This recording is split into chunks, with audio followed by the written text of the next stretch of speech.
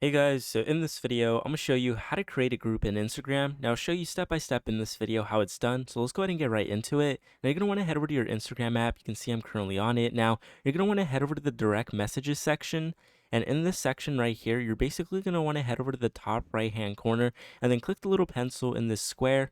Now, when you do, it's actually going to give you an option here to add people to a chat. Now, basically, you can go ahead and add whoever you want to a chat. So I'm just going to add YouTube here for an example, and I'm going to go ahead and create a chat right here. So that actually creates a chat or a group in Instagram. Now, a group, you can only have a group if you add one or two or more people, right?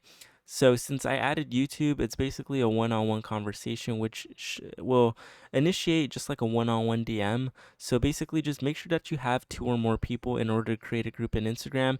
But basically, that's how you create a group on Instagram. It's actually very simple and very easy. So if you did find it helpful, please leave a like, comment down below if it worked. I will see you all until next time.